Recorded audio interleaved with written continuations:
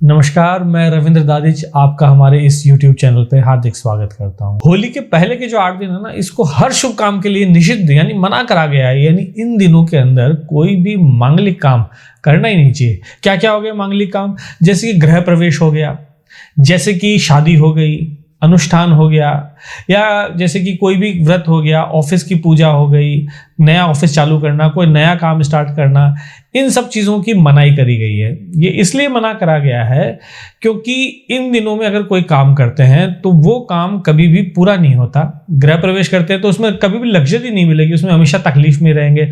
दुकान, अगर आप दुकान खोलते हैं तो उसके अंदर ग्राहकी नहीं आएगी। आप अगर मान लीजिए कि कोई अनुष्ठान करते हैं तो उस अनुष्ठान का पूर्ण रूप से फल आपको नहीं मिलेगा। कोई नया व्यापार प्रारंभ करते हैं तो उस व्यापार के अंदर कार्य की सिद्धि नहीं होगी। इसके पीछे शास्त्र में 2 कहानी आई है। पहली कहानी यह है कि जब भगवान शिव ने कामदेव को जब भस्म कर दिया था तो उस समय संसार के अंदर सभी लोग कामनाहीन हो गए थे, किसी के अंदर कोई काम करने की इच्छा ही नहीं रही थी। तो कामदेव की पत्नी ने, उनका नाम है रति, कामदेव की पत्नी ने भगवान शिव की आराधना करके शिव को प्रकट किया और उनसे कामदेव की शक्तियां, कामदेव को पुनर्जीवित करने का उन्होंने वरदान प्राप्त किया।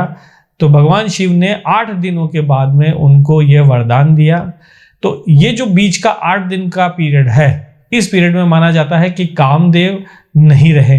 तो जब कामदेव नहीं रहे तो उस समय कोई करा हुआ काम कभी भी फलीभूत नहीं होगा, ना कभी लग्जरी मिलेगी। वैसे ही शास्त्र में दूसरी स्टोरी ये है कि जब भक्त प्रहलाद को होलिका ने खूब कष्ट दिया, भक्त प्रहलाद को उनके पिताजी ने खूब कष्ट दिया, तो वो 8 दिनों तक उसको बार बार वो कष्ट देते रहे, उनको मारने का प्रयास करते रहे। कभी उनको पहाड़ से गिराया, कभी हाथी के सामने छोड़ा, कभी उनको विष दिया, अलग अलग तरीके से उन्होंने कष्ट दिए।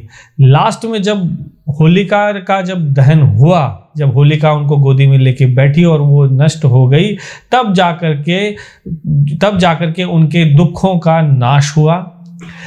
तो ये जो 8 दिन है, इन 8 दिनों में भक्त प्रहलाद को, एक भगवान के विष्णु के भक्त को खूब कष्ट मिले।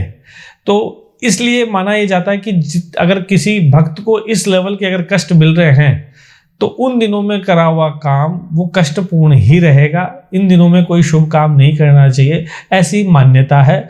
और इन दिनों में अगर आप इसको अवॉइड करेंगे तो बहुत बढ़िया रहेगा। होली का दहन के बाद में, यानी जब होली का दहन हो जाता है उसके अगले दिन से फिर मांगलिक कार्य जो है वो चालू हो जाते हैं। माना जाता है कि कामदेव वापस से प्रकट हो गए, कामदेव की शक्तियां पुनः वापस से आ गई और वापस से जो भी काम करेंगे वो काम भी फलीभूत होगा, उसमें लग्जरी भी रहेगी और साथ साथ में उस कार्य की आगे से आगे वृद्धि होगी।